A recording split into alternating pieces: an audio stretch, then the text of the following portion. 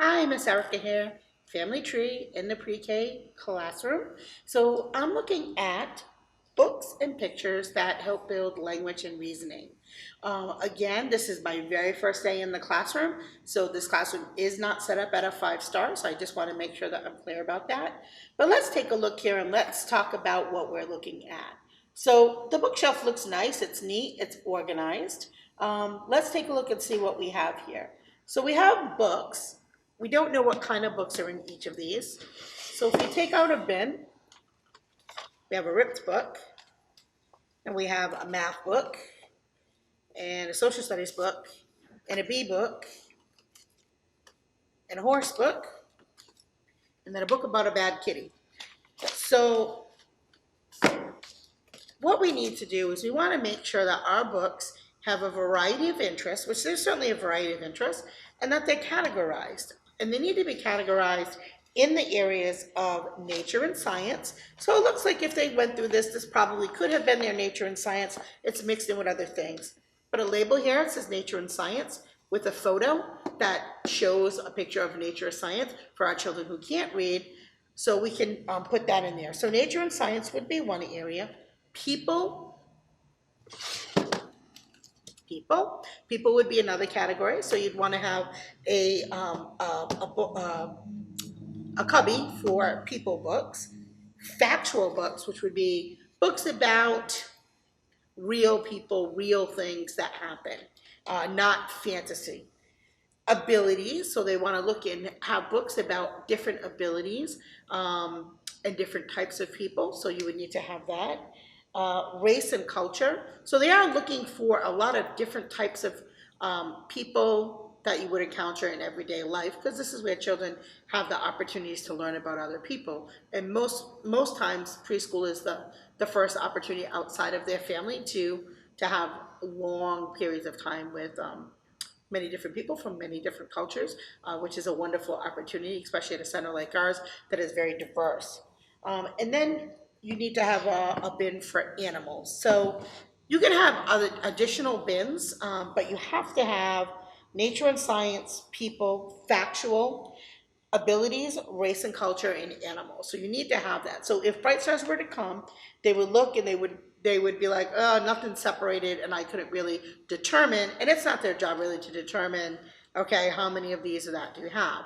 So with a classroom of 18, you have to have a minimum of 18 books in these different categories, or 2 books per child. So really 2 books per child would be ideal for each of these categories. And then again, as I said, you can have additional materials or additional books to add to that experience. So Eric Carle books, where would those go? So those could go in animals. However, because they're cartoon animals, they would not really count as an animal book. They really are going to be looking for something more realistic like this. So this would count as either a science book. I don't know that a bee would necessarily be considered an animal. That's really an insect. But I think you probably could get credit in either animal or nature and science. So this, as opposed to the Hungry Caterpillar, you would get credit for that.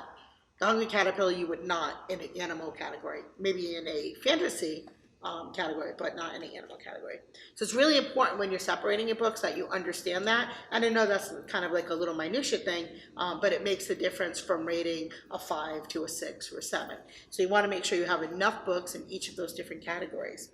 In addition to that, you want to make sure that you have some other types of things that children can use to expand on language and literacy, or that can be used in companion with the book. So some examples here we have. One of my favorites, a story wand.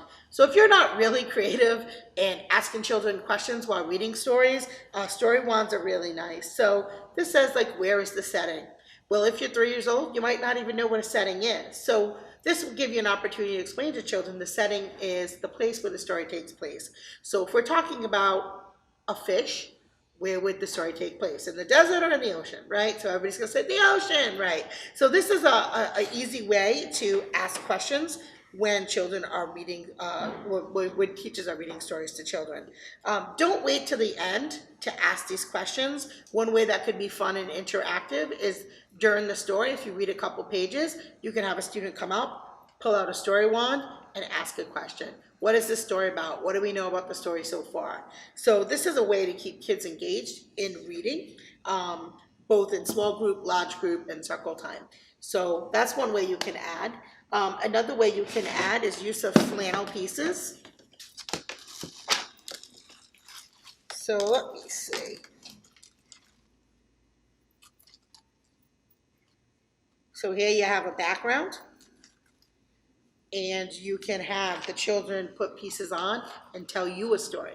They can make up the story.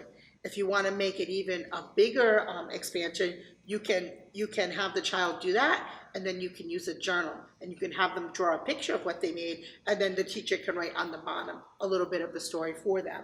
So there are different ways that you can use these to either make your own stories or go with the story. These are from Billy Goat Gruff. So that's another material that you can use. Based on your ECERS, they're going to look at, do you have a wide selection? Are the books organized in the reading center?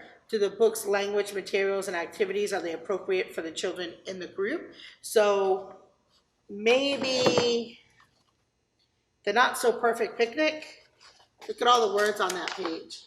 There's no way that that's an appropriate book for a 3-year-old. Now, this could be okay for a 5-year-old. Not that it's an inappropriate book, but this is just too much text for a child who's a new reader. You know, a couple words on the page, you know, a couple words, couple sentences, not a whole lot of language on there. This is a little too much. It's not age appropriate for this particular age group. Books and language materials. Staff read to the children informally during free time, during nap time, and extension activities. You can take books outside. You can read outside at picnic tables. It doesn't need to, again, be big group. It could be small group.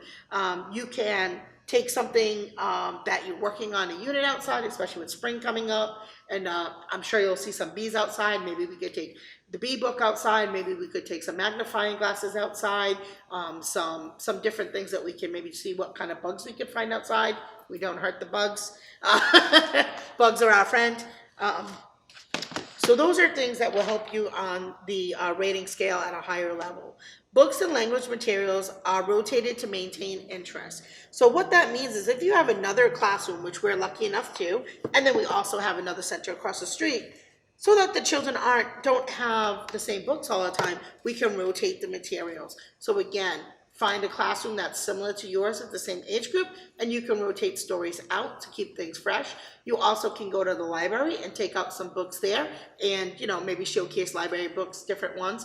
I would say if you're taking out on your library pass, try to get indestructible books, or maybe we make sure that the teacher supervision is there when we take out the library books and return them. But these are some ideas on ways to add to that experience. In this bucket here, there are numbers in here and there are letters in here. If you took out the numbers, you could use the letters, and you can help find words in the book. We can put them here on the wall. I'll put it here, sorry. We have the opportunity to have this beautiful door that's magnetic, so we can find words in the book and we can spell them out on the door. So we have lots of opportunities here to expand. We also can use our Chick-a-Boom tree and find letters in the story as well.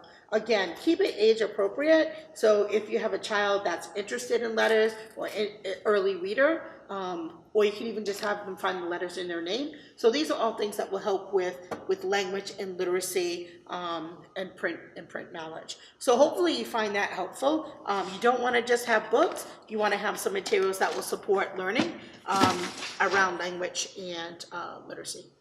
So that's it. That's my suggestion for this area. So I know the girls will come back. They're going to separate these. We need to have at least 6 bins with books in those different areas, and possibly a 7th one where we can have some fantasy books and things like that, like Ericol or Dr. Seuss, some of our favorites. So, all right. Hopefully that was helpful. Talk to you soon.